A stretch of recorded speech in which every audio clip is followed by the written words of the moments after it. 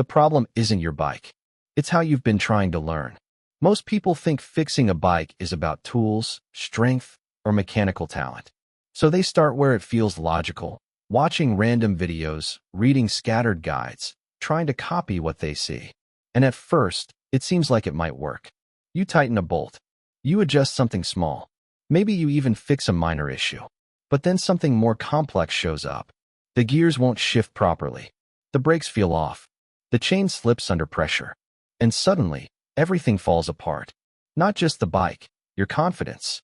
Because now you're guessing. You go back to another video. Then another.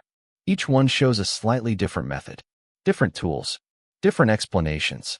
And instead of clarity, you get noise. You follow steps, but you don't understand why those steps exist. So when something doesn't match your exact situation, you're stuck again. This is where most people quietly give up. Not because they're incapable, but because the effort doesn't match the result. You spend hours trying to fix something that a shop resolves in minutes. You second-guess every move. You worry about making it worse. And eventually, it feels easier to just pay someone else. That's how the cycle begins. Every small problem becomes a paid repair. Every repair reinforces the idea that this is too complicated. But here's the part no one tells you. The real issue isn't your lack of skill. It's the lack of structure in how you're learning. Bike repair isn't random. It's a system.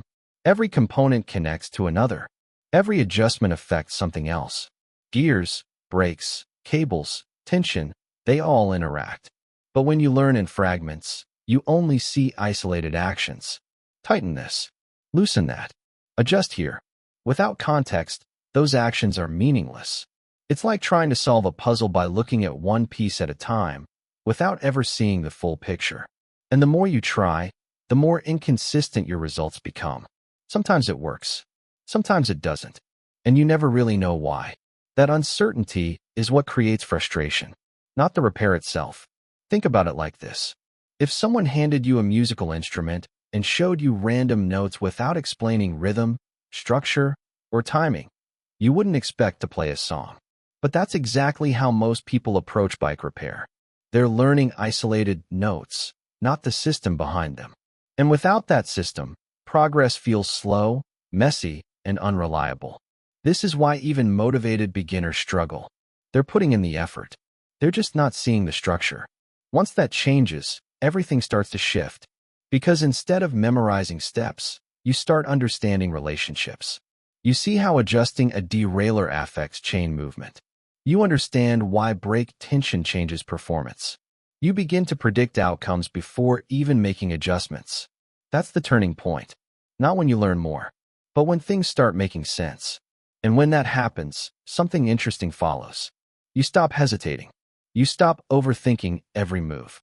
And most importantly, you stop depending on guesswork. Now, that doesn't mean everything becomes instant or effortless. There's still a process. But the difference is, the process becomes logical.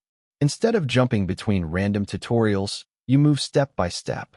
From basic repairs, to maintenance, to more advanced adjustments. Each layer builds on the previous one.